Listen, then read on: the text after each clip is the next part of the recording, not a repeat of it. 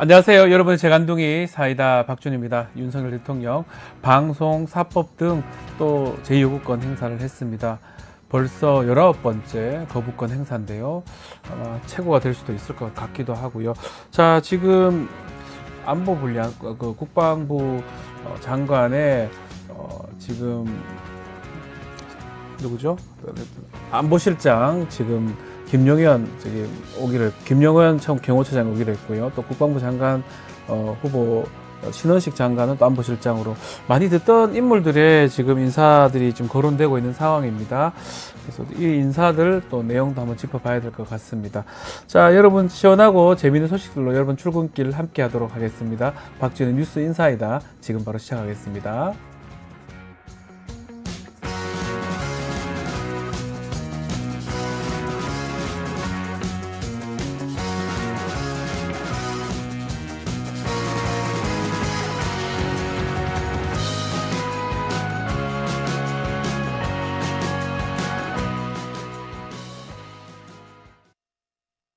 리서치 앱테크 아직 시작 안 하셨나요?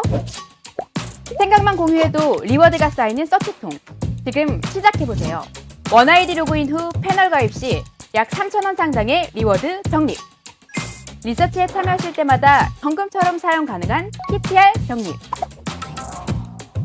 내가 초대한 친구가 패널 가입을 할 때도 리워드 적립. 지금 바로 서치통에서 우리 지역, 우리나라의 사건, 사고들에 대한 리서치에 참여해주세요. 바쁜 아침 오늘 꼭 알아야 할 뉴스들만 정리해드리겠습니다. 듣기만 해도 이해가 쏙 뉴스픽. 오늘은 뉴스토마토 조성은 기자와 함께하겠습니다. 안녕하세요. 안녕하세요. 자, 오늘 먼저 첫 소식은 김영식 신입 독립기념관장 이야기입니다.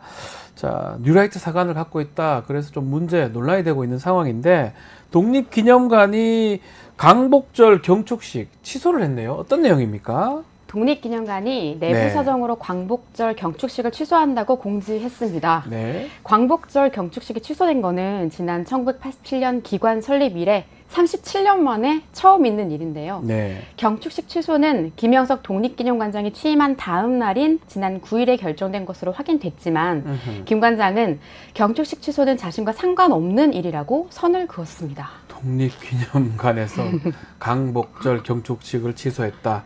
자신하고 상관없는 일이다. 그게 무슨 말입니까? 좀 이상한데요. 네. 일단 김 관장 말씀에 따르면 행사를 주관하는 충청남도가 자체 행사를 하겠다고 밝혀서 네. 경축식이 취소됐다고 했는데요. 이걸 변명이라고 하는 건지 정말 끝까지 남탓을 하고 있는 것 같은데 네. 근데 독립기념관 측은 김 관장이 정부가 주최하는 다른 광복절 행사에 참석하면서 37년 만에 자체 경축식이 취소됐다고 설명했습니다. 네. 이 광복회는 독립기념관 앞에서 규탄 대회를 열었는데요. 광복회와 독립운동가 단체들은 광복절 관련 정부 행사에 불참하겠다는 뜻을 밝히고 오는 15일 서울 효창공원에서 별도의 광복절 행사를 열 계획입니다.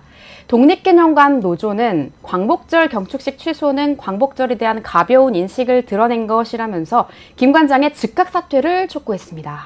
자, 사퇴 촉구 김영석 관장 어떤 반응을 보였습니까? 기자회견까지 열어서 네. 독립기념관장 자리는 자신에게 주어진 숙명이자 자신은 독립정신을 널리 알려서 국민통합을 이룰 적임자라면서 사퇴는 없다고 못 박았습니다.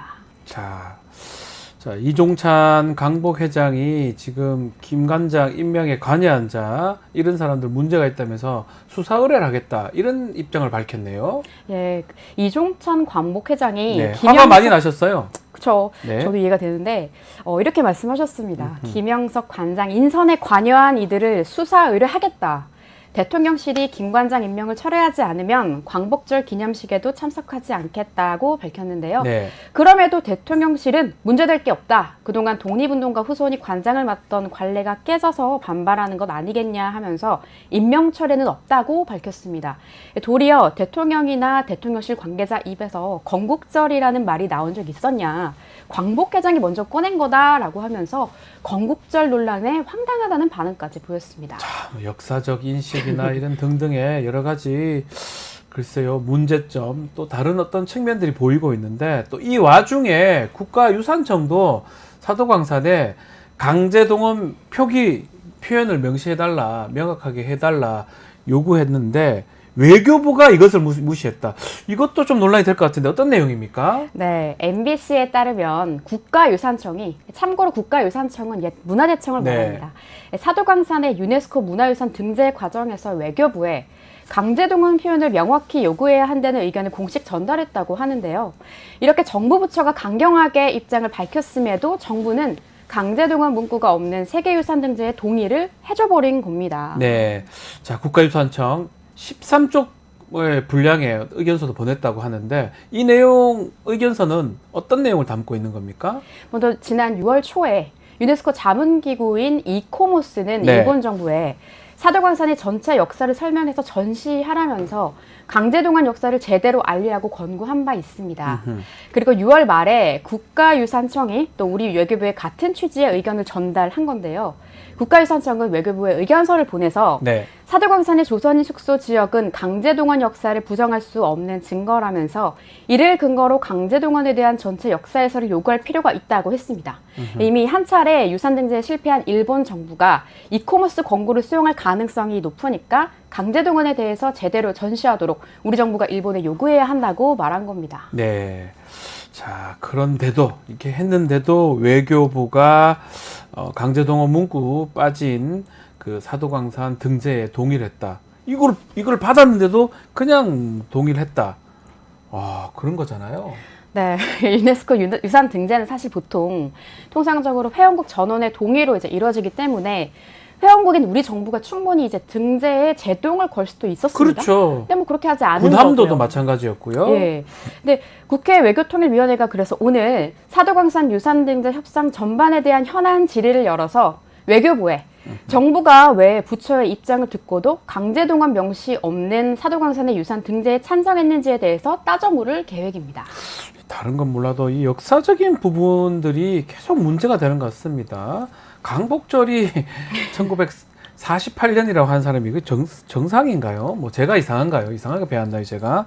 더더군다나 이 강제동원 문구 당연히 넣어야 되는데 이걸 뺀 거를 갖고 우리가 그것을 동의해주고 일본인인가요? 우리가 일본 사람인가요? 하여튼 이런 부분이 지금 계속 문제가 되니까 글쎄요, 이게 제대로 되는 건가? 지금 댓글에서도 이종영님, 친일파 밀정이 널려 있어요라고 글 주시고요. 친일파가 당당하게 나온 현실이 참으로 슬프네요. 들국화님 말씀 주셨습니다. 자, 젤리스님은 또 조성은 기자님, 이분 맨날 이쁘다고, 오늘도 이쁘다고 말씀 맞습니다. 주시고 있고요. 산이님도 오셨습니다. 또 광야님, 또 이프로님, 달빛 아래님 글 감사드립니다. 역사를 계속 이상하게 왜곡을 하는 게 문제다. 글들을 많이 주고 있습니다. 글쎄요, 역사 우리가 잘못 배운 건가요? 우리 일본인가요, 여기가? 일본이 좋은가요? 모르겠습니다. 다시 한번 보기로 하고요. 윤석열 대통령 또 인사를 했습니다. 제가 오프닝에서 좀 더듬거렸었는데 외교 안보 라인 그 사람이 그 사람 같아요. 어떻게 인사가 됐습니까? 휴가를 다녀오신 후에 네. 외교 안보 라인을 싹 이제 손질을 하셨습니다. 네. 어제 신임 국가안보실장에 신원식 국방부 장관을 그리고 국방부 장관에는 김용현 대통령실 경호처장을 각각 내정했는데요. 네, 자 헷갈리는데 신원식, 김용원 둘이 바꿨나요? 신원식 국방부 장관 안보실장, 김용원 경호처장을 국방부 장관. 근데 이 사람들 둘 다 문제가 있잖아요. 최상병 사건에 이제 연루가 된 사람들인데, 일단 신원식 후보자도 지금 좀 문제가 되고 있고, 특히 블랙요원 기밀 유출 이것도 좀 문제가 되고 있는데, 둘 다 좀 논란의 중심에 서 있는 사람 아닌가요? 네, 말씀하신 대로 신원식 국가안보실장 후보자는 지금 블랙요원 명단이 유출돼서 첩보망이 망가졌는데도 큰 문제가 아니라는 식으로 말해서 경질 요구를 받고 있고요. 네. 국회의원 시절에는 육사의 홍범도 흉상 철거를 주장해서 논란을 빚기도 했습니다. 김용현 국방장관 후보자의 경우도 최상병 사건 수사 외압 의혹에 연루된 이종섭 당시 국방장관과 통화한 사실이 이미 드러났고, 그러니까요. 대통령 행사에서 카이스트 졸업생과 그 강성희 진보당 의원의 입을 틀어막은 그 입틀막 사건. 그 경호처장이잖아요. 네, 입틀막 사건의 경호처장이었습니다. 그래요. 이게 두 사람 다 조금 문제가 지금 있는 상황인데 굳이 또 이런 사람을 또 자리를 또 바꿔가면서까지 이렇게 안보 라인을 지금 정리하는 모양새인데 어떻게 봐야 됩니까? 신박합니다. 네. 좀 헷갈릴 정도로 그냥 네. 자리만 옮겨가지고 그냥 바꾼 거잖아요. 음흠. 그래서 좀 이것도 좀 문제가 될 것 같다는 생각이 드는데. 그래서 이게 돌려막기 아니냐 이렇게 비판이 있는 것 같아요. 네, 안 그래도 정치권에서 네. 그래서 이제 그렇게 비판이 나오고 있습니다. 최악의 돌려막기다. 이런 비판이 나오고 있는데 예. 민주당이 입틀락으로 대통령 심기 보좌에 힘을 쓴 경호처장을 장관에 앉혔다. 후보자 지명을 거부한다고 이렇게 밝혔고 조국 혁신당도 신원식 장관은 블랙 요원 문제로 당장 경질해야 될 사람인데 카드빚 내서 돌려막는 수준의 인사 참사가 계속되고 있다고 맹렬하게 꼬집었는데요. 네. 앵커님 저희 조금 있으면 조국 대표님 오시죠? 네. 네, 이 뉴스픽 끝나고 마지막 코너인 대담한 대담 코너에 나오니까 채널 사수해 주세요. 네. 조국 혁신당의 조국 대표 오니까요. 이 인사 얘기도 한번 질문 한번 드려보도록 하겠습니다. 인사 참사가 뭐 계속되니까 뭐 방통위원장 그리고 고용노동부 장관 등등 정반대 인사들이 지금 인사가 되니까 글쎄요, 청문회에서 또 어떤 얘기가 나올지, 그럼에도 또 통과가 되는지 또 봐야 될 것 같습니다. 자, 공수처 이야기 좀 해보겠습니다. 윤석열 대통령의 개인 휴대전화 기록을 확보를 했네요. 네, 공수처가 윤석열 대통령의 3개월치 개인 휴대전화 통신 기록을 확보했습니다. 네. 경향신문에 따르면 공수처는 최근에 윤 대통령의 작년 7월부터 9월까지의 휴대전화 통신 기록을 확보했다고 하는데요. 네. 이 통신 기록으로는 상대의 전화번호와 통화 날짜, 그리고 통화 시각, 통화 시간을 파악할 수가 있습니다. 작년 7월부터 9월까지면 최상병 사건 수사 외압 의혹 사건 그때 벌어지던 그 시기 아닌가요? 네, 맞습니다. 해병대 수사단은 네. 작년 8월 2일에 사건 기록을 경북경찰청에 이첩했죠. 대통령은 바로 이날 이종섭 당시 국방부 장관과 신범철 전 국방부 차관 그리고 임기훈 전 국방비서관 등과 수차례 통화를 했었고요. 네. 자, 그런 것들이 가장 문제가 됐던데 그래서 대통령 개인 전화, 휴대전화를 확보했는데 공수처 앞으로 어떻게 할 계획입니까? 대통령의 작년 7월부터 9월까지 누구와 통화했는지 등을 본격적으로 살펴볼 계획이라고 합니다. 앞서 말씀드린 대로 이 통신 기록으로는 통화 상대의 전화번호와 통화 날짜, 통화 시각, 그리고 통화 시간은 파악할 수 있지만 구체적으로 어떤 대화를 나눴는지를 알려면 통화 상대에 대한 조사가 필요한데요. 공수처의 역할이 그만큼 중요하다는 건데 그래서 불안합니다.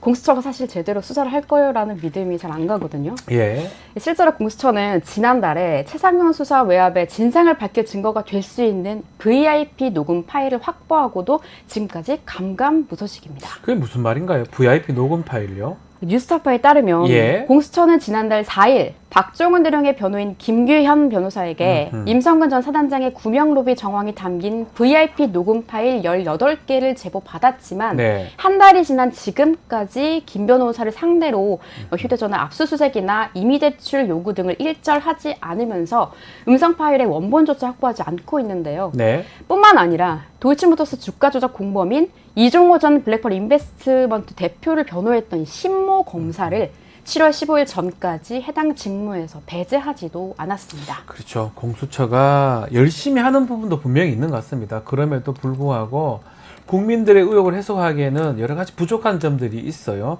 제대로 조사를 하고 있는지 의혹도 있고 지금 말한 것처럼 직무 배제 부분도 조금 문제가 되기 때문에 글쎄 우리가 잘 살펴볼 필요가 있지 않을까 생각이 듭니다. 자, 오늘 들국화님, 또 하나자님, 이영규님, 또 KT24, 또 리틀 테네시님까지 오셨습니다. 다음 지금 말씀하는 게 전당대회 얘기도 좀 있는 것 같고요. 또 조국 대표 얘기도 있는 것 같습니다. 잠시 후에 조국 대표 오니까요. 또 기대해 주시면 좋을 것 같습니다. 자, 오늘 조성원 기자 말씀은 여기까지 듣고요. 감사합니다. 고맙습니다. 자, 이어서 의사당 1번 출구로 저희는 돌아오겠습니다.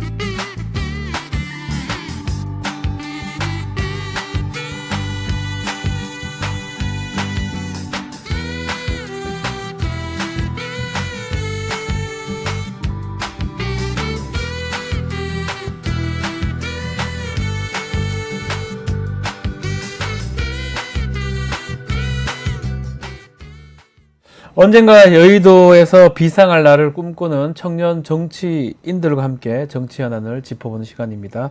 의사당 1번 출구 시간입니다. 오늘도 황희두 이사 그리고 신인규 변호사 두 분 나오셨습니다. 안녕하십니까? 네, 안녕하세요. 네, 자 예상했던 일인데 휴가 복귀한 윤석열 대통령 방송사법 통과시켰을까요? 아닙니다. 예, 제2요구안 제가를 했습니다. 결국 거부권 행사를 한 건데요. 자, 이로써 윤석열 대통령이 국회로 돌려보낸 법안이 19개입니다. 총 19개. 많은 거죠? 많은 것도 많은 거지만은 저는 그 숫자보다는 지금 대한민국 헌법에서 규정한 삼권분립 체계가 완전히 무너지고 있고 넓게 말하면 윤석열 대통령이 총선에 여전히 불복하고 있다. 아, 총선에 불복하고 있다. 네, 이렇게 보는 게 더 정확할 것 같습니다. 그래서 저는 법안의 내용에 대해서 세부적으로 들어가면 대통령이 거부권을 행사해야 될 때가 있죠. 그렇죠. 근데 그게 아니라 원칙 자체를 거부권으로 쓰고 예외적으로만 국회 입법을 인정하겠다라는 태도 자체는 윤석열 대통령이 늘 입법으로처럼 말하던 헌법가치, 법치주의 이런 것들을 정면으로 부정하는 거기 때문에 지금 대한민국의 이 헌법체계라는 것은 윤석열 대통령이 수호해야 될 가장 큰 책임이 있는데 지금 가장 크게 이 헌법체계를 무너뜨리고 있는 장본인이 윤석열 본인이다. 저는 생각합니다. 헌법을 무너뜨려서 삼권 분립 체계를 파괴하고 있다. 이렇게 아주 세게 말씀하셨습니다. 맞아요? 저도 동감을 하고 실제로 뭐 횟수가 뭐 그렇게 중요하지 않다고 말씀해 주셨는데 어느 정도냐면 그 박정희 그러니까 이승만 그 전 대통령 때를 제외하고 박정희, 노태우, 노무현, 이명박, 박근혜 이때 쓰인 거부권을 합치면 19건이거든요. 그걸 지금 딱 윤석열 대통령이 임기 반도 안 돼가지고 다 채운 거예요. 그러니까 이게 마치 무슨 올림픽 메달 따는 것 마냥 여기서라도 1등을 하려고 하는 게 아닌가? 과욕이죠. 자, 그런 말씀대로 MB 전 대통령 제가 알기로는 거부권 행사 한 번 했어요. 그만큼 아주 예외적으로 행사할 권한인데 대통령의 권한인데 자 결국 제2요구권 했기 때문에 이 방송사법 국회로 돌아가게 됩니다. 어떻게 처리될까요? 근데 일단은 국민의힘 자체가 의석수가 이제 108의석을 가지고 있는데 지금 뭐 똘똘 뭉쳐가지고 오히려 이 대통령의 잘못된 정책 내지는 잘못된 행동에 대해서 여당으로서 그래도 국회의원 아닙니까? 국민을 대표해서 아닌 건 아니라고 이야기를 할 줄 알아야 되는데 지금 그런 기대는 너무 난망하고요. 저는 윤석열 대통령과 함께 이 거부권을 또 쓰면 국회에서는 또 제2교를 부결시키는 방법으로 이상한 콜라보레이션을 계속할 가능성이 매우 높아 보인다. 저 그렇게 생각합니다. 말씀대로 뭐 어떤 법안이라도 올라가면 합의 안 된 거니까 합의 안 되죠. 잘 합의 안 된 거는 다 제2 요구하겠다, 거부권 행사하겠다 얘기를 했고요. 그러면 다시 국회로 돌아오고 국회에서는 지금 말한 대로 108석이 있기 때문에 폐기되고 이게 계속 반복되는 것 같아요. 어떻게 해법 없을까요? 계속 이렇게 해야 됩니까?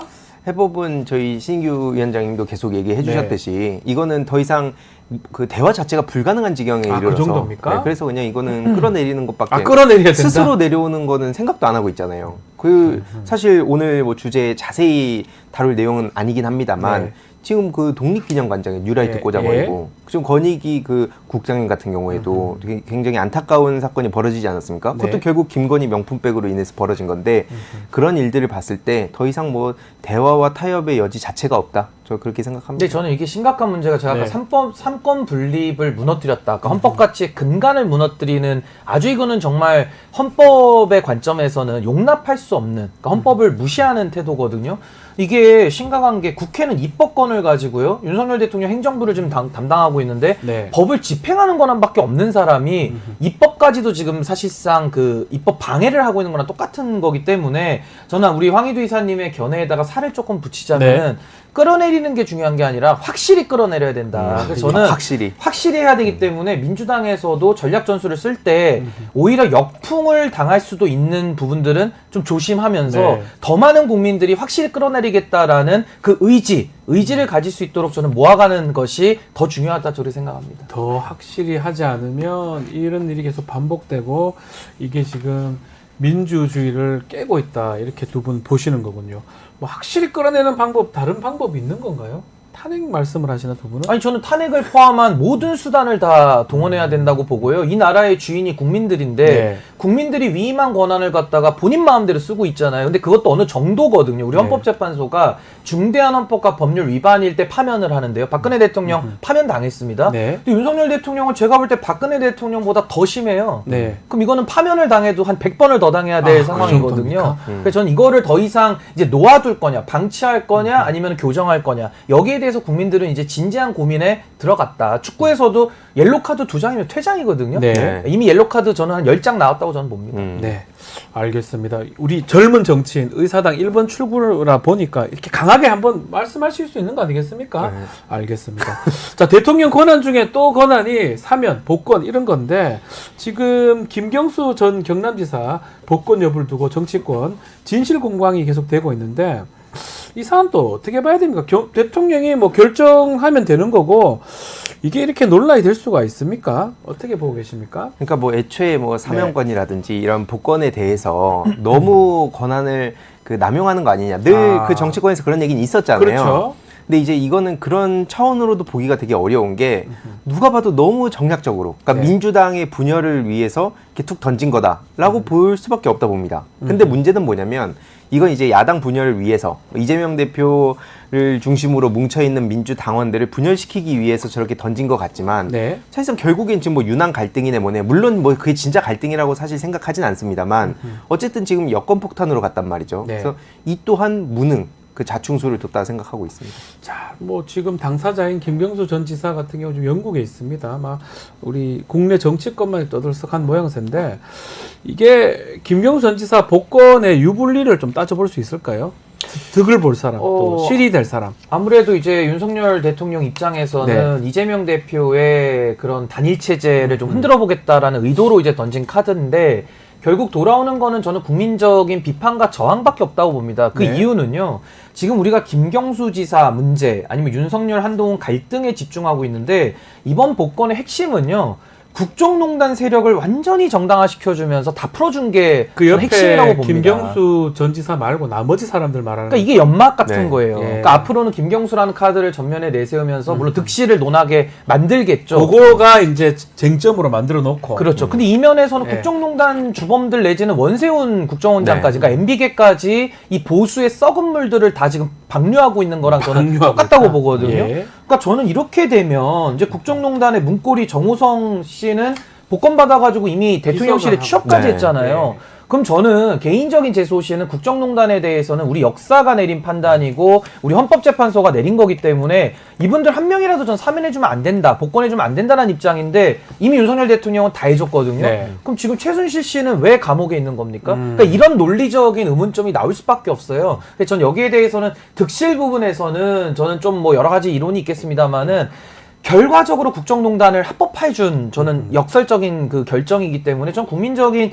비판이 저는 뭐 끊이지 않을 것이다. 저래서 봅니다. 우리 신 변호사는 지금 김경수 전 지사의 복권 문제가 중요하지 않다. 그것을 통해서 앞을 가려버린다. 지금 썩은 물이라 그랬나요? 오염된 어불요? 폐수 같은 아, 폐수요? 거죠. 폐수 세력을 지금 다시 풀어오는 폐수를 방류한다. 우리 사회에. 강하게 얘기. 왜 웃으세요? 강하게 얘기하셨어요. 제가 핵폐수가 얘기한 또 거 생각이 아닙니까? 나서 핵폐수입니까? 2020 핵폐수를 막 뿌리면서 김경수 전 지사 이런 거 탁 앞에 가리고 있다. 이렇게 표현했어요. 그러니까 그 원세훈 전 국정원장 네. 같은 경우에도 잔영 후에 이제 그 감형하고 가석방 해준 게 그렇죠. 지금 윤석열 정부인데 자기들 손으로 집어넣었던 사람들 자기들이 풀어주고 뭐 한동훈 대표 같은 경우에도 이걸 뭐 소신껏 뭐 반대한다 뭐 이런 식으로 하고 있지만 그럼 박근혜 씨는 만나가지고 왜 히히덕거리고 있는지 그런 걸 묻지 않을 수가 없고요. 그리고 원세훈 전 국정원장을 이제 묶어가지고 네. 뭐 이렇게 의도를 가진 것 같은데 왜냐면 민주당에서 그러면 이제 김경수 지사를 환영을 하게 되면 원세훈도 거기에 묻혀가지고 그렇게 털어줄 수도 있고 만약에 이걸 또 그 반대가 되면은 민주당이 또 난감해지는 상황을 유도한 거 아닌가? 뭐 저들의 이제 그 얄팍한 생각이라고 보고요. 네. 결국에 본질은 말씀하셨듯이 자기들이 잡아줬던 사람들, 잡아 넣었던 사람들까지 다 풀어주고 네. 최근에 또 이명박 씨 만나가지고 그 웃고 있는 사진 공개되지 않았습니까? 그것 때문에 사람들이 밥 속 먹었죠? 뒤집어진다고 네, 네, 만찬 그러고 했다고. 있습니다.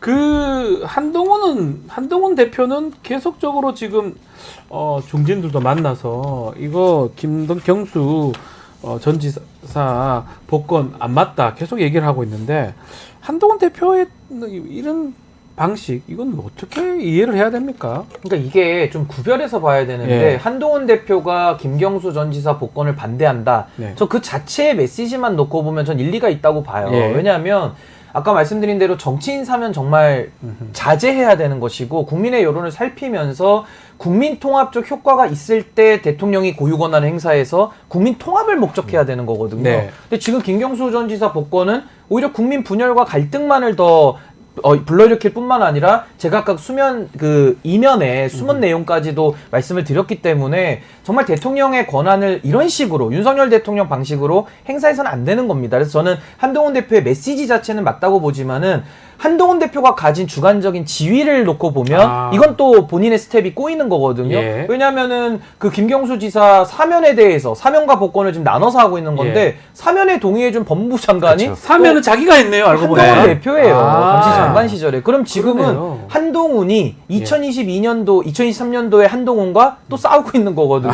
예. 이거 무슨 자아 분열도 아니고 본인이 본인과 싸우고 있는 이런 얼토당토하는 비논리적인 정치를 언제까지 봐야 되는 것인지 전 그 문제라고 보고요. 또 하나는 한동훈 대표가 김경수 지사 반대하는 이유가 반성하지 않기 때문에 반대한다라는 겁니다. 아니 그러면은 원세훈 국정원장은 반성을 했습니까? 조윤선 장관 반성했습니까? 뭐 혼자 반성했나요? 저는 들은 적이 없거든요. 네. 그러니까 이런 식으로 선택적으로 반성이라는 것을 잣대를 들이대서 복권 여부를 결정하는 태도도 매우 문제다라는 생각이 듭니다. 저도 뭐 다 네. 공감하고 약간 네. 덧붙이면은 이 윤한 갈등이라 했을 때 여태까지 뭐 김건희 특검 관련한 막 문자 일심 논란 터지고 네. 최혜병 뭐 제3자 추천안 이런 얘기들은 사실 자기 입장에서도 리스크가 크다고 생각하지 않겠습니까? 근데 이제 요 안 같은 경우에는 어차피 국힘 지지층을 다 결집시킬 수도 있고 그러면서 이제 쉽게 먹고 가겠다는 생각인 것 같은데 그런 국민 눈높이 막 타령할 거면 아까 말씀드린 그 김형석 관장이라든지 아니면 그 권익위 사태라든지 그런 거에 대해서 국민들이 훨씬 더 분노하고 있어요. 사실 대부분의 국민들은 김경수 지사가 복권 되는지 안 되는지 지금 관심이 있겠습니까? 되든 말든 뭔 상관 있어요. 그렇죠. 그러니까 국민 눈높이를 엉뚱한 데다 갖다 붙이고 그러니까 자기 쉽게 먹고 가겠다는 것 같은데 네. 이런 얄팍한 수가 이미 다 드러났죠. 그리고 더 심각한 거는 네. 한동훈 대표가 여당의 대표잖아요. 근데 여당 대표가 대통령의 사면권을 놓고 이렇게 충돌하는 경우도 매우 이례적이다. 아하, 그러니까 그렇죠. 왜냐하면 여당과의 소통이 그 대통령의 고유 권한 행사하는 부분에 있어서만큼도 조율이 안 된다는 얘기거든요. 그럼 이 얘기는 바꿔 말하면 한동훈 대표가 그 완장은 찾는데 지금 대표로서 인정을 못 받고 있다라는 거예요. 그러니까 인정을 못 받으니까 뭐 학교 다니면서 공부도 잘했고 고시도 붙었고 승승장구했던 검사로서 잘 나갔던 한동훈이라는 인격체로서는 이거 용납이 안 되는 거거든요. 그러니까 많이 삐졌다. 저 그래서 삐져서 생각합니다. 이런 얘기를 좀 해야 된다. 아니, 처음 봅니다. 이게 여권에서 충돌하는 모습은요. 그러니까 복권 사면이 뭐 그래 중요한가 싶기도 하고 하는 사람도 그렇고 그 여기 끼어들어서 얘기하는 것도 글쎄요 최상병 특검 제3자 추천안이라든지 등등 본인의 공약했던 부분 그런 얘기를 하는 게 오히려 맞지 않나 싶은데요. 오히려 이재명 대표 본인은 네. 복권 또 계속 그 제안도 하고 네. 경쟁자 많아지면 좋다고 얘기했다는 거 아닙니까? 그러니까 완전히 실패로 들어간 거죠. 알겠습니다. 자, 김경수 전 지사 복권 얘기도 좀 여기까지 하고요. 자, 민주당은 지금 조금 시끄러운 상황인데 민주당 전당대회 사실 이번 주 일요일 날 이제 마무리가 되고 그날 뽑힙니다. 근데 최고위원 후보로 나선 지금 정봉주 후보 어제 기자회견 했는데 발언 강도가 좀 셉니다. 이재명 파리 무리들 뿌리 뽑겠다라는 얘기인데요. 정봉주 후보 목소리 한번 직접 한번 들어보시겠습니다. 그런데 이 절체절명의 시대적 과제를 위협하는 최대의 걸림돌이 우리 내부에 있습니다. 이재명 파리하며 실세놀이하는 무리들입니다. 저는 당의 단합을 위해서 이들을 뿌리 뽑겠습니다. 이재명 대표를 팔아 권력 실세놀이를 하고 있는 이재명 파리 무리들, 당을 걱정하는 많은 이들이 알고 분노하고 있지만 자, 이재명 파리 무리들을 뿌리 뽑겠다. 당의 단합을 위한 뭐 얘기다. 하지만 이거는 어떤 우리 항해도 이사님 저는 잘 이해가 안 돼서 무슨 말입니까? 뭐 말에 좀 뼈가 있는 것 같기도 하고요. 그러니까 뭐 자세하게 뭐 어떤 의도를 가지고 얘기했는지는 아직 뭐 밝혀지진 네. 않았습니다만 왜냐면 뭐 나중에 얘기하겠다. 또 네. 중요한 내용들을 이제 뒤로 미뤘기 때문에 이게 아직 애매모호한데 이제 저도 보면서 좀 매우 아쉬웠던 점이 뭐냐면요. 그 처음에 초창기에는 네. 이제 박원석이라는 사람의 말을 신뢰할 수 있냐 요 얘기를 이제 많이 흘러갔단 말이에요. 예. 그러니까 처음부터 비판하던 분도 계셨지만 그래도 아니다. 지금 우리가 싸워야 될 건 윤석열 정부고 그리고 지금 민주당의 단합을 무엇보다도 다들 중요하게 생각하기 때문에 그 출처의 그 신뢰성 이런 네. 걸 이제 처음에 문제제기 많이 했고 그래서 기자회견을 많은 분들이 이제 기다리고 있었단 말이에요. 네. 근데 갑자기 거기서 원래 다수의 당원들이 생각했던 건 뭐냐면 구체적인 그럼 그 발언이 진실이었냐 아니면 좀 과장된 경우 어디서부터 어디까지가 좀 문제가 된 거냐 이런 거에 대한 얘기를 하고 그리고 나서 어쨌든 이렇게 분란이 커진 데에 대해서 사과하고 재발 방지를 약속하고 원래 많은 사람들이 이제 기대했던 건 그런 장면인 것 같은데 네. 갑자기 결국 나온 건 명팔이 얘기란 말이에요. 그렇죠. 원래 박원석 전 의원의 어떤 방송에서의 어떤 얘기, 뒷담화 같은 얘기, 네. 그것 때문에 논란이 촉발됐고, 그거 관련된 기자회견인 줄 알았는데, 알고 보니까 와서는 명팔이 얘기를 했어요. 네, 그래서 결국 지금 명팔이는 뭐냐 또 이런 식으로 가면은 계속 또 이 다른 우리가 평소에 비판하던 그런 주 언론에서 어떤 식으로 이런 이슈를 쓸지 아마 모를 수가 없단 말이에요. 네. 그러니까 이런 식으로 흘러가는 양상에 대해서 지지하던 분들도 혹은 이제 분열을 걱정하던 당원들도 지금 비판을 하는 게 결국에 이게 스스로 기자회견에서 이걸 자초하게 된 게 아닌가 그런 점에서 저도 매우 아쉽습니다. 박원석 의원 얘기를 해야 되는데 명팔이 얘기를 한다. 이게 어떻게 봐야 됩니까? 그러니까 네. 저도 좀 관전자로서는 조금 이게 좀 혼란스럽고 헷갈리는 게 지금 정봉주 의원은 묻는 말에 답을 하지 않고 오히려 또 다른 질문을 던지면서 회피하고 있는 거거든요. 그러니까요. 이게 전형적으로 한동훈, 이준석 방식의 예, 그 예. 정치 행위랑 유사해요. 그래서 예. 저는 정봉주 전 후보가 이준석 의원 뭐 존경한다고 이런 얘기를 했었는데 이 존경하다 보니까 이 방식까지 지금 닮아가는 거 아닌가. 이거 굉장히 안 좋은 방식의 전 정치라고 보거든요. 네. 그러니까 지금 문제의 발단은 뭐냐면은 박원석이라고 하는 민주당원도 아니신 분이에요. 이분은 새로운 미래 갔다가 탈당하신 분인데 정의당 했다가 새로운 미래를 그렇죠. 가는 새로운 미래 갔다 또 탈당을 하신 탈당도 분이에요. 했어요? 근데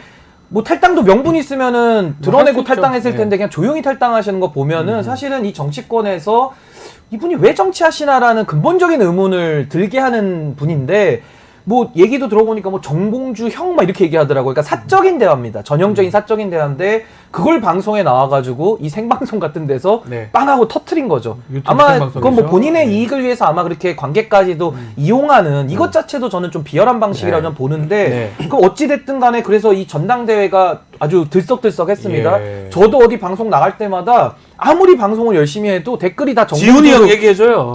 그러니까 그렇게 안 하잖아요. 안 하죠. 지훈이 형, 뭐 제가 예. 인규 얘기합니까? 그렇게 안 합니다. 그러면 근데 안 되는 그게 거고. 뭐 예. 방송 내용이 상관없이 그냥 정봉주 이슈로 요 한 3, 4일은 도배가 지금 됐거든요. 저희 댓글도 거의 정봉주 의원 그렇다면 얘기인데. 박원석 의원이 물론 좀 잘못을 했다라고 좀 봅니다만은 네. 그래도 지금 경선 중간에 후보로서 책임 있게 진지하게 좀 대하는 태도를 당원들은 보고 싶은 건데 네. 전혀 그런 게 보이지 않고 갑자기 뜬금없이 명팔이 세력을 척결해야 된다. 아니 그러면 박원석 의원이 명팔입니까? 이게 논리적 연결이 안 되잖아요. 이재명 그럼 대표를 척결한다는 겁니까? 누굴 그래서 척결한다는 저는 거예요? 이게 참 이런 식의 정치를 좀 저는 안 했으면 좋겠는데 정봉주 후보가 윤석열 잡겠다라고 하면서 본인 스스로 그 구태적인 모습을 그대로 보여주고 있다라는 전 안타까움이 있는 거고 또 하나는 당원 주권을 그렇게 노래를 부르고 얘기를 하던데 저는 그 메시지에는 동의하지만은 네. 이 내용에는 제가 동의가 안 되는 게 아니 당원 주권 그렇게 노래를 불렀는데 당원들이 지금 묻고 있지 않습니까?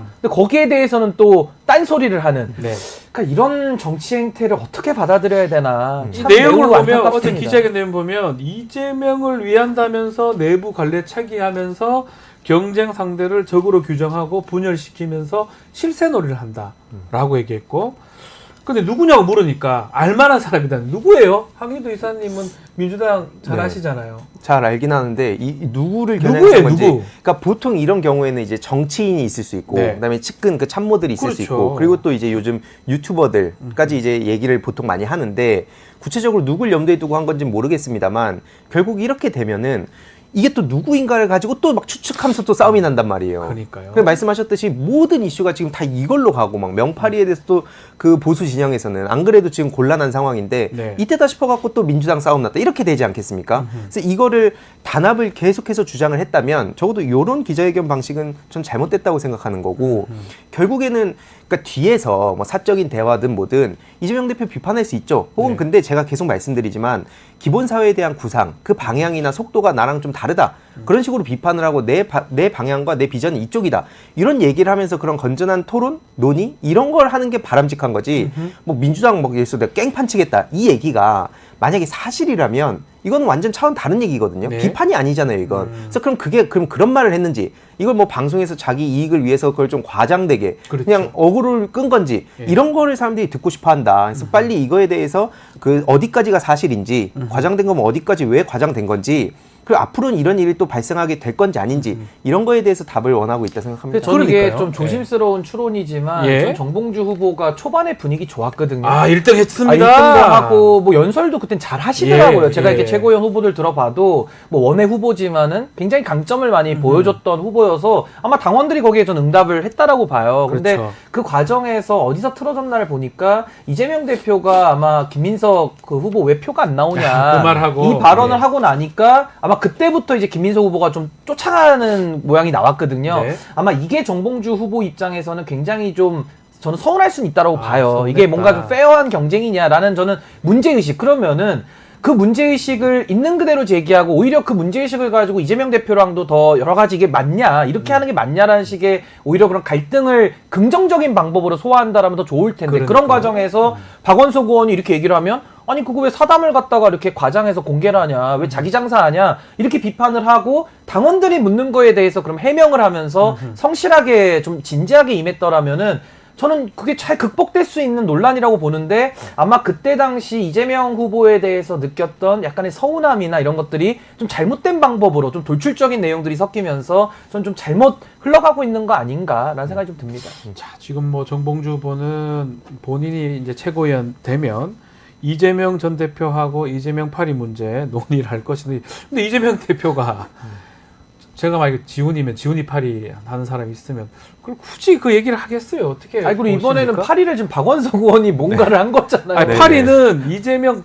대표 파리가 박원석 전 의원인가? 어떻게 봐야 됩니까? 그러니까 이게 이해가 안 되네요. 그러니까 이런 식으로 이해가 안 되는. 이해 그러니까 안 되는. 각자 그러니까 추측을 하게 되니까 또 엉뚱한 방향으로 네. 가서 싸움이 계속 커지고 있단 말이에요. 네. 그러니까 계속 말씀드리지만 명확하게 그러니까 제일 당원들이 우려한 건 뭐냐면 전당대회가 이제 끝난다고 끝이 아니잖아요. 네. 그때 이제 본격 시작될 수 있고 예를 들어서 민주당 그 공식 유튜브 채널에서 아침마다 최고위원 회의하고 할 때 그때도 또 계속 이 얘기 나올 거거든요. 네. 그럼 이런 문제들을 사람들이 제일 걱정했는데 그걸 가지고 우리가 국힘을 계속 비판했는데 이런 식으로 그냥 뒤로 밀어두고 전대 끝나고 얘기했다면 끝나는 문제가 아닙니다. 그러니까 그러니까요. 빨리 그 지금 왜 이렇게 뒤로 미루는지는 또 다양한 추측들이 있습니다만 빨리 이거에 대해서 명확하게 당원들의 우려를 그 해소하는 게 무엇보다 급선무라 그래서 생각합니다. 저는 정봉주 후보가 이게 약간 이준석 의원 스타일 제가 계속 떠올릴 수밖에 없는 게 굉장히 행태가 유사해요. 그러니까 존경한다고 하는 발언에서 제가 자꾸 영향을 받았는지 모르겠지만은 네.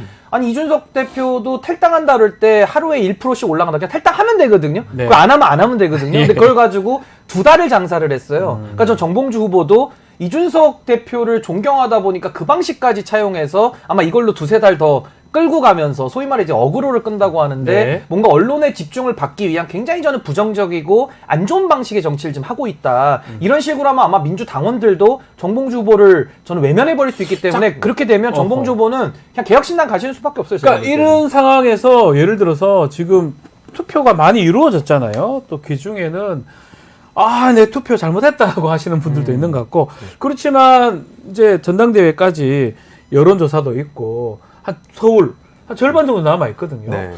정봉주 후보가 최고위원 안 될 수도 있는 거 아닌가요? 어떻게 보십니까? 그래서 지금 뭐 일각에서는 네. 이걸 여러 가지 또 경우의 수를 가지고 막 이렇게 움직임이 있긴 한데 네. 사실 이게 또 퍼지는 속도에 비해서 이 남은 기간이 얼마 안 되기 때문에 현실적으로 그게 가능할까? 뭐 아하. 그러다 보니까 이미 받아놓은 표도 많고. 네, 이미 예. 받아놓은 표도 많고 그리고 아직 이렇게 또 디테일하게 그 호흡을 딱 일사불란하게 맞출 수가 없는 게 현실이다 예. 보니까 결국엔 그럼 들어가게 된다는 전제 하에 지금 많은 당원들이 우려하고 있다 봅니다. 그러니까 지지하는 분들조차도 이대로 가면 결국 우리가 주장하던 그 단합이랑은 거리가 멀어지는 건데 이거 어떻게 할 거냐. 지금 이런 물음표가 남아있기 때문에 제발 그 남은 기간 동안 빠르게 이걸 수습을 잘 해주셨으면 좋겠습니다.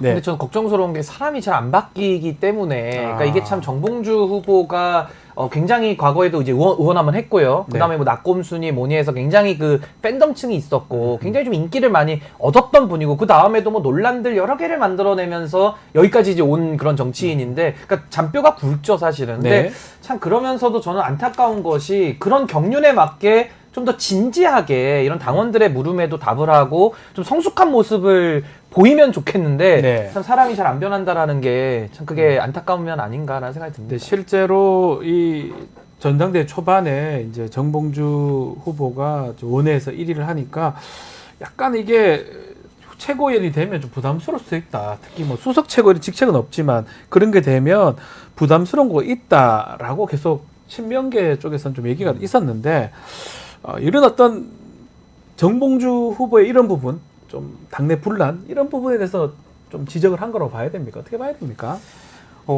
글쎄요, 뭐, 이걸 가지고 또 이제 뭐 말이 네. 거칠다. 그래서 뭐 저기 종편이나 이런 데서 특히 좋아할 거다. 뭐 이런 얘기도 많았고, 뭐 그런 다양한 그런 비판들이 있었는데, 그것까지도 많은 당원들은 그 감수를 하고, 네. 그래도 지금 왜냐면 워낙 비이성적인 국면이다 보니까, 그럼에도 불구하고 싸울 사람이 필요하다라고 초창기에는 많은 그 공감대가 있었는데, 싸워라 정봉주 싸워라. 의원이 예, 그런 거 의원이. 예. 보통 이제 많은 당원들은 이 중도 중요하다고 생각하지만 너무 그 항상 그 끌려다녔기 때문에 과감하게 치고 나가는 거에 초창기에는 많은 힘을 실었다 봅니다. 근데 네. 문제는 이거는 완전히 그 무슨 성역화랑은 차원이 다른 문제다 보니까 이게 시간을 끌면 끌수록 오히려 더 불필요한 논란을 야기하는 상황이기 때문에 네.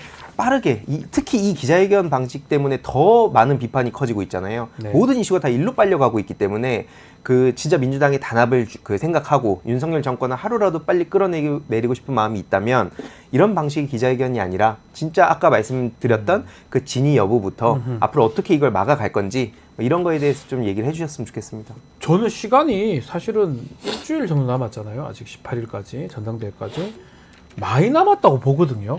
그리고 투표를 절반 정도 남아 있어요. 여론조사까지 보면.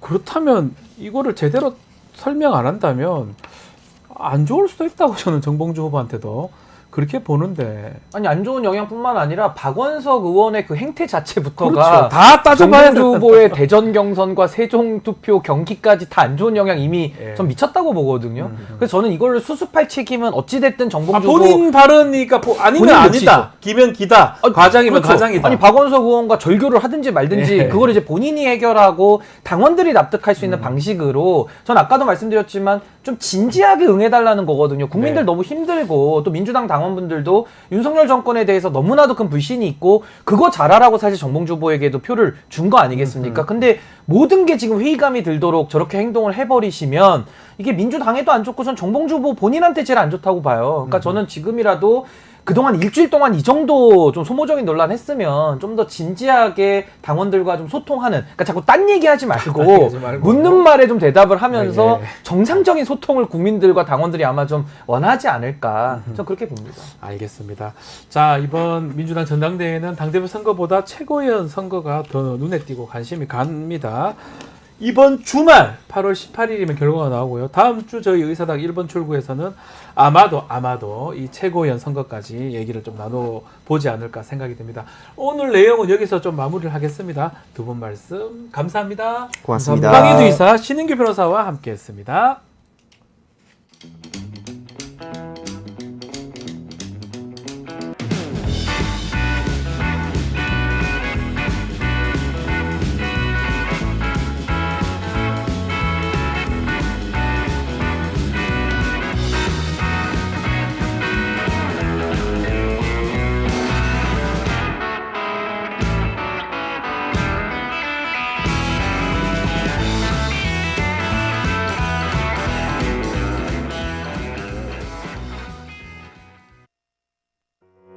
우리아이 재단에서 뜻을 함께할 정기 후원자분들을 기다립니다.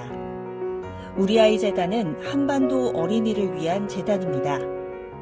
배고픈 어린이들에게 영양 가득한 국수를 보내고 영유아 자폐 조기검사 지원, 베이비박스의 이유식 정기 배달, 중증장애 및 취약 아동들을 지원하고 있습니다. 따뜻한 손길을 이어주는 분들께 우리아이 팔찌와 감사 선물을 드립니다. 지속적인 지원을 통해 더 많은 어린이들에게 도움을 줄 수 있도록 정기 후원자가 되어주세요. 후원 문의 02-2128-3344, 2128-3344. 자, 사회권 선진국 7공화국의 비전을 제시하면서 구조개혁에 엑셀을 밟고 있는 분 계십니다. 자, 감이 좀 오십니까? 자, 오늘 우리 대담한 대담 방송 피날레를 장식하실 이분, 조국 혁신당의 조국 대표님 함께 하겠습니다. 안녕하십니까? 네, 반갑습니다. 불러주셔서 고맙습니다. 아유, 감사합니다. 사실은 이렇게 직접 안 나오셔도 그런데 바쁘신데 이렇게 직접 나오셔서 너무너무 고맙습니다. 박지훈 변호사님 얼굴 보려고 나왔습니다. 예전에 이제 네. 총선할 때 제가 이제 YTN 그때 방송을 예, 할 때인데 그때 이제 전화 인터뷰를 하면서 그때 이제 부산 사투리 그걸 하셨습니다. 너희들 쫄았제 이거를 하셨던 그렇죠. 기억이 납니다. 예, 그때 사투리 예.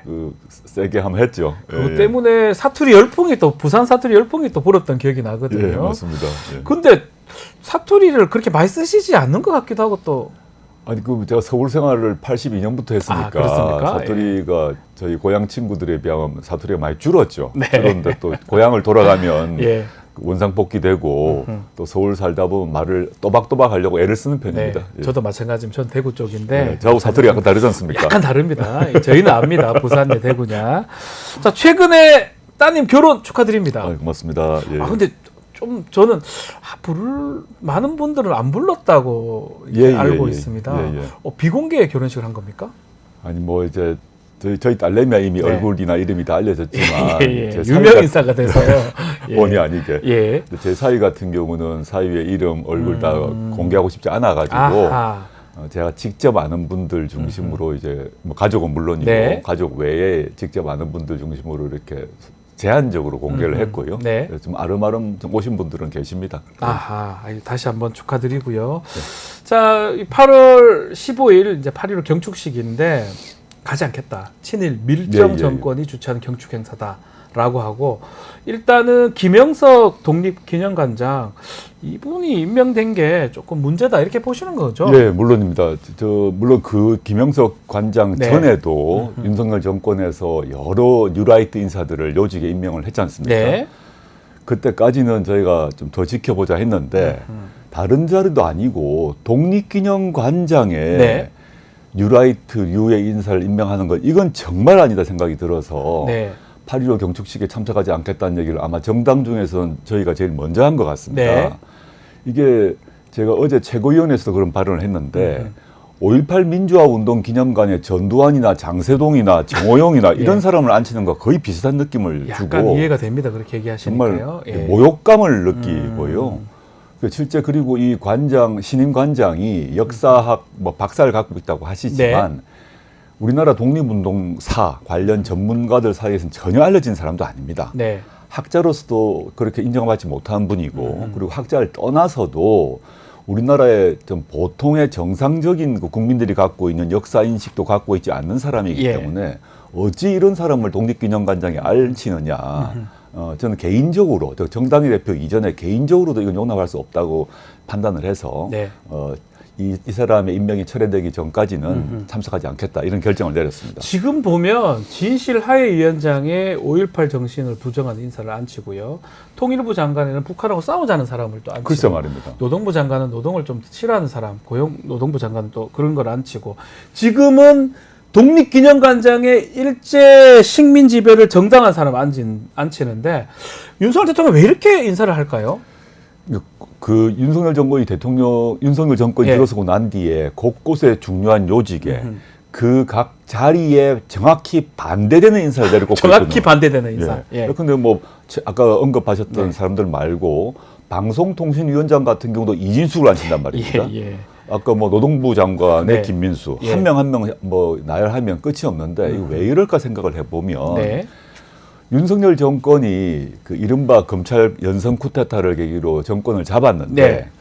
그 당시는 윤석열 대통령 또는 윤석열 그 당시 후보를 중심으로 하는 집권 세력의 이념, 뭐 비전이 뭔지를 알 수가 없었어요. 아하. 당시 잘 생각해 보시면 예. 그냥 문재인 정부가 문제가 있다, 뭐 부동산이다, 부동산 문제가 있다 이러면서 이제 선전선동을 해서 권력을 잡았는데 네.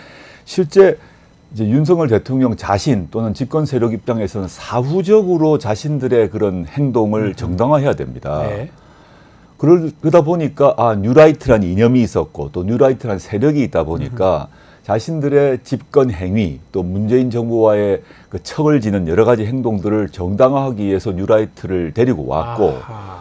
또 반대편에서 뉴라이트 입장에서는 예. 자신들의 이념을 실현해주고 구현해줄 수 있는 정치 세력이 필요하지 않습니까? 그러니까 이 검찰 권력을 잡았다 생각을 하고 네. 그 검찰 권력과 뉴라이트가 서로가 서로에게 필요한 상태다. 아하. 그렇게 돼서 서로 혼용이 되었다 생각합니다. 그런 어떤 역사 의식이 좀 백지 상태였다고 좀 표현하면 그 검찰 권력이 결국은 뉴라이트하고 손잡고 같이 한다 이렇게 보시는 거군요. 그렇죠. 이념적으로는 그러하고요. 예. 국민의힘이라는 전통적인 보수 세력이 있지만 국민의힘이 뉴라이트는 아니잖아요. 그 자체는 아니었죠. 예. 이제 우리나라 보수 세력이 또 모두 뉴라이트는 아니지 않습니까? 아니죠. 예. 근데 통상적인 보수 정권이라 하더라도 독립기념관장에 뉴라이트를 안 친다거나 이런 네. 일은 안 했습니다. 그렇죠. 그러니까 박정희건 그 뒤로 뭐 이명박이든 박근혜건 이 정도까지는 하지 않았는데 과거 이명박 정부 때 그 집권 세력이 되려고 했던 뉴라이트가 예. 실패했지 않습니까? 네. 그런데 이번에 윤석열 정권 때 드디어 뉴라이트가 곳곳에 들어가고 있다. 이것은 사실은 용산의 핵심 포스트에 네. 뉴라이트와의 긴밀한 고리가 있다고 저는 확신하고 있습니다. 좀 일단은 철회되지 않는 이상은 광복절 기념식엔 가지 않을 것이다. 가지 않을 거고요. 저희 예. 야6당 또는 야7당 예. 확인해 봐야겠습니다만은 그 백범 기념관에서 별도의 기념식을 가질 생각입니다. 그렇게 할 것이다.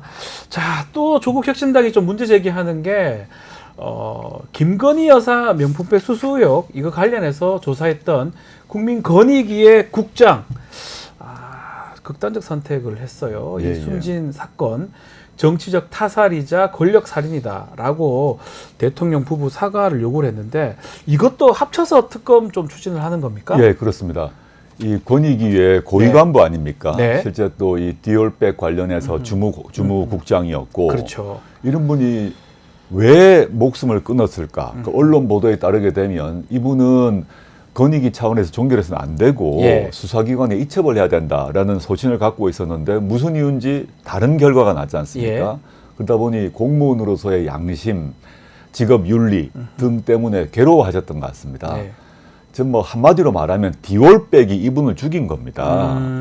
통상적 절차에 따라 처리하면 될 일을 네. 지금 권익위원장은 윤석열 대통령 대학 동기고 또 권익위 부위원장은 부위원장. 윤석열 대통령 그 후보 시절에 네. 캠프에 있었던 검사 출신 정순영. 변호사 아닙니까? 네.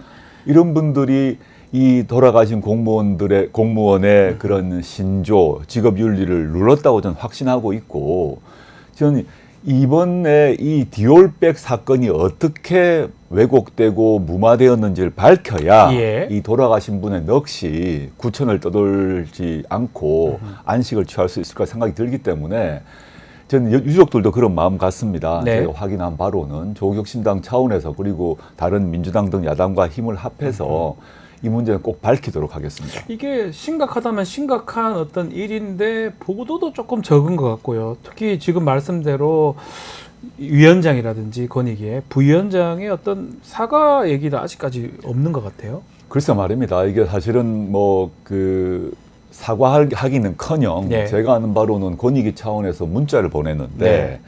뭐 이제 언론이나 정치인들 오지 말라 이런 취지의 문자를 보냈어요. 근데 아하. 가족들은 전혀 그렇게 원치 않는데 말입니다. 가족들은 오히려 와서 그 아버지의 또 그 남편의 억울함을 밝혀달라 이런 마음을 갖고 있었는데 예. 문자로 가능하면 취재하지 마라, 정치인들 오지 마라 이런 문자를 보냈습니다. 네. 이걸 보고 참 권익위가 국가 녹을 받고 그 업무를 해야 되는 사람들인데 어디 이런 일을 하느냐. 네. 오히려 권익위원장, 부위원장 관련 사람들이 백배사죄하고 다시 한번 이 사태를 돌이켜보겠다 이런 생각을 하진 않고 오히려 쉬쉬하고 덮으려고 네. 한다는 점에서 개인적 분노를 느낍니다. 자, 뭐 이런 일도 민주당하고 같이 아마 특검법 추진할 건데 말 나온 김에 민주당하고 관계 설정 앞으로 어떻게 되는 겁니까? 지금 여러 언론에서 예. 뭐 민주당과 조국혁신당 또는 예. 뭐 이재명 대표와 저에 대해서 뭐 갈라치기나 이간질하는 뭐 보도 예. 같은 거 많이 있던데요. 네. 그래서 이재명 대표께서 그 얼마 전에 본인 유튜브 라이브에서 조국혁신당과 민주당 사이는 사람인자 관계처럼 네. 서로 기대는 관계다 기대는 이런 관계다, 말을 이렇게. 예. 명시적으로 하신 바 있고 예. 저도 당연히 이제 협력 관계이고 또 경쟁할 부분은 경쟁하겠다. 그렇지만 윤석열 이 정권을 그 조기 종식시키고 정권 교체를 해야 된다는 점에 있어서는 어떠한 차이가 없습니다. 예. 물론 남아 있는 것은 근데 뭐 종합부동산세라거나 상속세 문제에서 정책에 있어서는 차이가 있는 것이 보입니다. 네. 근데 그런 정책적 차이는 당연히 논쟁을 해야죠. 논쟁 없이 가는 것은 애초에 뭐 말이 안 된다고 생각하고 네. 정책적 차이가 있는 부분 논쟁하고 또 서로 협의하고 합의하는 절차가 있겠지만 네. 이것이 그 조국혁신당과 민주당이 무슨 적대적 경쟁 관계 이렇게 보시는 것은 뭐 그런 것은 그걸 바라는 사람들의 아하. 희망 사항이 반영된 게 아닌가 생각하고 있습니다. 자, 윤석열 정부 어느덧 3년 차가 됐습니다. 집권 3년 차. 자, 이게 이런 질문을 좀 드려보고 싶어요. 가장 돌이키기 어려운 실정 어떤 게 있을까? 조국 대표님께서 생각하는 이거는 좀 큰일이다. 어쩌지? 이런 게 있을까요? 한두 개가 아니죠. 예. 아니고 뭐 경제 엉망이고 뭐 민생도 엉망이고 예컨대 코로나 위기 네. 때보다 더 안 좋지 않습니까? 아, 그때보다? 무역, 예. 무역 문제, 그다음에 물가 문제 모든 거 안 좋은데 저는 하나만 꼽기는 그렇고 한 두 가지를 꼽고 두 개 꼽을 수 있습니다. 예. 두 가지는 지금 일단 남북 문제가 아, 완전히 예. 이제 끊어져 버린 상태이고 네. 지금 한반도를 둘러싼 북한 또는 뭐 특히 중국 러시아의 관계, 네. 즉 우리 그 미국과 그 일본과의 관계는 뭐 강화되고 있지만 북한, 중국, 러시아 관계가 이거 회복할 수 있을 정도로 네. 할 수 없을 정도로 지금 나빠지고 있다는 점이 너무 걱정이고 네. 특히 윤석열 정권이 그 문제를 틀어버리면 나라와 나라 사이의 문제이기 때문에 이게 다음 정부 즉 정권 교체가 되고 난 뒤에 어떻게 수습할 것인가 상당히 쉽지 않거든요. 네. 예컨대 돌이킬 수 없는 협정을 맺어버린다거나 아, 혹시나 이러면 예. 대한민국에서 정권이 바뀌어도 나라가 이전 정부가 한 것을 쉽게 바꾸기 힘들거든요. 그렇죠. 이게 사실은 많이 걱정이고 하나만 더 추가한다면 이 권력의 사유화 문제가 아하, 너무 예. 심각하다는 생각이 듭니다. 그래서 이런 권력의 사유화 행태는 진보 보수의 문제가 아니기 때문에 네. 이게 이런 행태의 권력 운용을 지금 그 행사하고 있는데 이런 것들이 이후에 진보든 보수든 관계없이 향후 권력의 담당자에게 어떤 악영향을 줄 것인가. 이 민주공화국의 운영 원리를 훼손한 것이기 때문에 그게 두고두고 문제가 되지 않을까 저는 걱정을 하고 있습니다. 자, 그래서 그런지 이제 윤석열 대통령 임기 3년 길다라는 말씀도 많이 하셨고요. 그러면 이제 탄핵이나 임기 단축이나 그 임기 단축 개헌 이게 사실 지금도 가능한 상황입니까? 개헌 부분은요? 일단 탄핵 같은 경우는 네. 우리 헌법재판소상 지금 보시면 너무 잘 법관사님 예. 아시겠습니다만은 중대한 위법이 확인돼야 되지 않습니까? 이제 즉 헌법재판소에서 대통령을 파면할 정도의 중대한 위법이 확인돼야 되는데 네. 그 직전 상태라고 보입니다. 그런 결정적 증거가 아하. 이제 나와야 되는데 예. 그것이 나오는 쪽으로 흘러가고 있다. 예. 수많은 연기와 냄새가 지금 흘러나오고 있는데 그것이 어느 시점에 나올 거라고 생각을 하고 있고요. 예.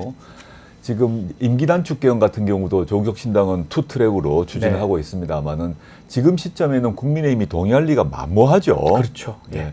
저 탄핵이건 임기 단축 개헌이건 지금 시점에 바로 내일 된다. 이거는 뭐 낭만적인 생각이고 네.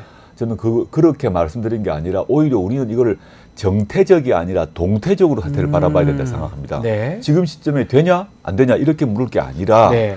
지금 계속 아까 말씀하셨던 독립기념관 관장 문제부터 포함해서 국정의 요소에서 각종 문제가 터져 나오는데 네. 이것이 쌓이면 어느 시점에 집권 세력, 여권의 균열이 발생할 것이라고 봅니다. 지금 같은 균열이 실금이라면 실금이 쭉 이어지고 있는데 그 실금이 이제 크게 벌어지겠죠. 그 순간 이제 윤석열 대통령의 중대한 불법에 대한 결정적 증거가 나올 수도 있고 네. 그다음에 그런 상황이 되게 되면 국민의힘 내부에서도 아하. 윤석열 대통령 그리고 김건희 여사를 정리해야겠다는 판단이 어느 시점에 올 것입니다. 그 시점에 탄핵 또는 개헌이 이루어지는 상황이 될 것이라고 예상하고 있습니다. 그 시점이 당장은 아니지만 동태적으로 이제 될 것이다 말씀 주셨는데 국민 여러분들이 상당히 좀 답답하신 것 많이 같습니다. 답답해하시는 4월 분들이 10일 총선 있습니다. 이후에 예. 노력을 해서 표를 많이 이제 예. 몰아줘서 그 의회 권력 구조를 바꿨지 않습니까? 근데 바로 또 뭐 되는 건 없어요. 법안 내는 족족 거부권 행사하고 하다 보니까 네. 근데 국민 여러분께서도 좀 인내심을 가지고 아하. 좀 지켜봐 주시고 이런 권력의 균열, 윤석열 집권 세력의 각종 문제점이 폭발적으로 터져 나오는 어느 시점, 그 임계점을 향해서 나아가고 있다라는 점을 생각하시면서 좀 더 인내심을 가져주시면 좋겠습니다. 그러면 총선 결과도 우리가 봤었고 그럼에도 불구하고 반대적인 인사를 계속 임명을 하고 그럼에도 불구하고 법안에 대해서 계속 거부권을 행사하고 일각에서 독재 아니냐 이렇게 하는데 저는 궁금한 게 대표님 보시기에는 그래도 좀 더 잘하시니까요. 네, 예. 뭘 믿고 이러시는 겁니까 대통령께서? 뭐 딱 하나밖에 없죠. 뭐죠? 검찰 아닙니까? 믿고 이런다. 예, 예. 아, 생각해 보시면 우리 군부 독재 정권 때 예. 온갖 일을 했는데 뭘 믿고 그랬냐 하면 아하. 군부라는 물리력 그래요. 믿고 한 거 아닙니까? 맞네요. 예. 총칼 탱크 믿고 마음대로 한 거거든요. 네네네. 지금은 이제 군부가 쿠데타할 일은 없어졌습니다. 그러면 윤석열 정권이 뭘 믿고 저러냐? 신경 안 쓴다는 겁니다. 네. 과거 군부 독재 정권이 그랬던 것처럼 자신을 지지하는 한 25%의 고정층만 네. 믿고 그다음에 검찰이라는 물리력을 동원해가지고 반대파 제거하고 네. 수사하고 또 뭐 3천 건 이상의 통신 조회하고 예. 이렇게 해가지고 금압하고 압박하고 이를 통해서 이제 정권 재창출하겠다는 목표가 분명한 것 같습니다. 예. 그래서 뭐 이재명 대표가 대표적이겠습니다만 대권 주자를 여하튼 날려버리면 네.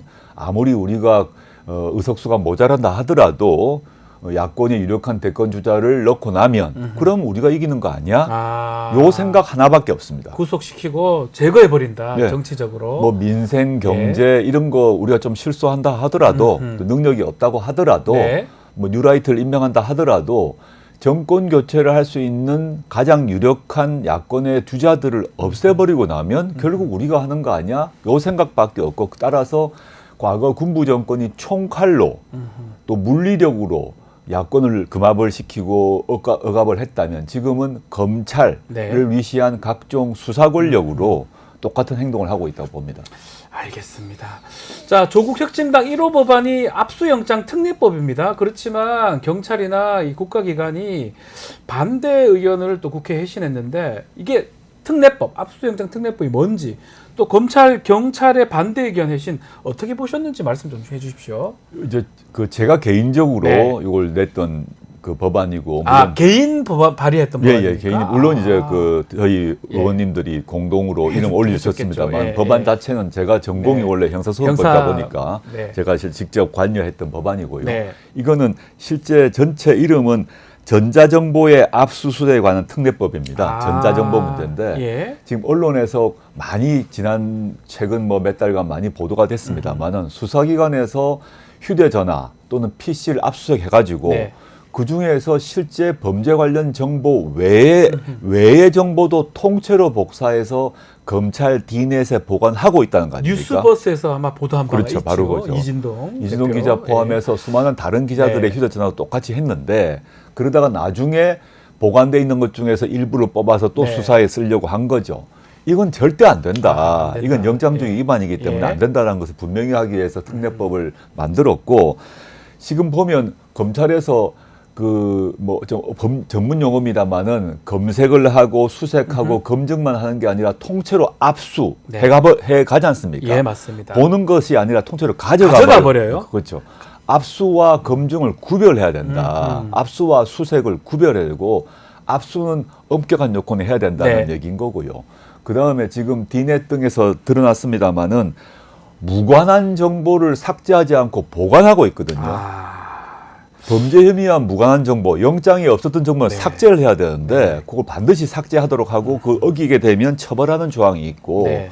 그다음에 이 전자정보 같은 경우는 우리 통상의 뭐 집에 있는 뭐 집에 서랍에 있다 뭐 책상에 있는 그런 정보보다 훨씬 내밀한 정보가 있고 양에 있어서 엄청난 양이 있는데 이런 경우를 압수수색하려면 전자정보를 압수수색하려면 사전 신문 제도가 있어야 되는 거 아니냐라는 취지의 그 법안을 만들어냈는데 수사기관이 다 반대를 하더라고요. 예. 저는 지금 이게 수사 편의주의의 극치다. 지금 우리나라 국민들이 갖고 있는 자기 개인정보에 대한 민감성 그렇죠. 이거에 대해서 고려를 하지 못하고 있고 지금까지 수사기관이 그냥 수사 편의에 따라서 해왔던 휴대전화, PC 압수수색 그걸 통한 정보 보관 이 문제에 대해서 경각심을 좀 가져야 한다는 생각하고 있습니다. 네.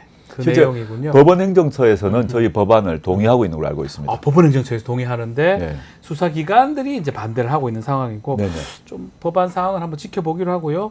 또 사회권 선진국 구상 이게 지난달에 발표를 했는데 이것도 뭐 알듯 말듯해서 네. 우리 시청자들 위해서 설명을 좀 해주시면 좋을 것 같습니다. 이 사회권이란 말이 네. 그 법률가들은 잘 아는 말입니다만 네. 국민들 입장에서 조금 어려운 말은 그렇죠. 사실입니다. 그런데 이 사회권이란 말을 지난 총선 기간에 당시에 한동훈 비대위원장이 뭐 사회주의권이라는 말도 안 되는 예. 빨갱이 공세를 해서 제가 예. 허탈을 했는데 예. 유엔에서 채택하고 우리나라가 가입한 사회권 규약에 있는 그 사회권이란 점 먼저 말씀드리고 좀 쉬운 말로 하게 되면 이게 민생권입니다. 민생권. 예. 그래서 네. 주거 문제, 의료 문제, 보육 문제, 노동 문제 이런 문제를 우리의 권리의 문제로 우리가 인식을 해야 된다. 네. 지금까지는 나라가 국가가 국민들에게 혜택을 주는 문제라면 지금 이런 문제를 이제 다른 그 복지국가 수준으로 권리의 문제로 인식을 해야 되고 권리 수준으로 보장해 줘야 된다. 이게 저희 조국혁신당의 이제 문제의식이고요.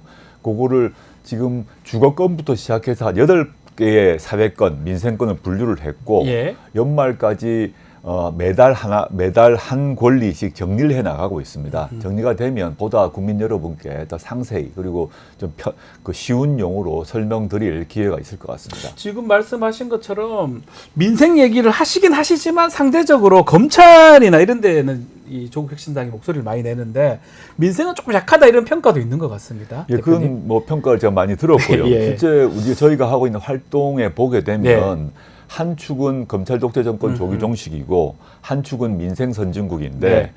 언론에서는 후자 즉 민생 선진국 사회권 선진국 얘기를 별로 안 써주세요. 네. 실제 국회에서 계속 저희도 세미나도 그러네요. 하고 예. 홍보도 하고 있습니다만은 언론에서는 주로 이제 싸우는 문제, 각을 세우는 문제에 초점이 있을 수밖에 없다 보니까 네. 저희가 주장하는 정책에 대해서는 관심을 좀 덜한 것 같아서 네. 이 방송 보시는 언론인 여러분들께서 저희 사회권 선진국, 민생 선진국에 대해서 많은 취재, 뭐 비판까지 포함해서 보도 부탁드립니다. 알겠습니다. 자, 이제 시간이 좀 다 됐는데 대표님, 조국혁신당의 조국 대표님 끝으로 우리 애청자나 또 국민들을 또 지지자분들한테 한 말씀 주시면 좋을 것 같습니다. 예, 안녕하십니까. 조국혁신당 대표 조국입니다. 저희가 2월 13일 날 창당 선언하고 3월 3일 창당을 해서 4월 10일 날 총선에서 소기의 성과를 거뒀습니다. 아주 짧은 기간 내에 창당하고 선거 치렀기 때문에 저희가 부족한 게 참 많습니다. 또 국민 여러분들께서도 저희에 대해서 많은 비판적인 의견, 조언 많이 주시는데 저희가 작은 정당이긴 하지만 윤석열 정권과 싸우고 그리고 민생을 살린다는 그 의지만큼은 어느 정당보다도 더 높고 강하다고 생각하고 있습니다. 저희 부족한 게 많지만 좀 지켜봐 주시고 많은 성원 부탁드립니다. 감사합니다. 네, 감사합니다. 자, 진보의 새빙선 조국혁신당 대표와 오늘 말씀 나눴습니다. 오늘 말씀 감사합니다. 네, 고맙습니다. 자, 오늘 마무리를 좀 해야 될 것 같은데요. 자, 내일 방송도 좀 소개를 좀 해드리겠습니다. 내일은 김병주 더불어민주당 최고위원 후보하고 대담이 준비되어 있고요. 또 최진봉 교수님의 수 잃는 남자, 또 김철근, 또 현근택 두 사람의 이슈 화합이 준비되어 있습니다. 자, 이어서 뉴스 인사 프라임이 진행이 되니까요. 오늘 서초의 봄이 준비되어 있는데요. 더 재밌고 은밀한 얘기 지금부터입니다. 조금만 더 기다려주시고 잠시 후에 뵙겠습니다. 감사합니다.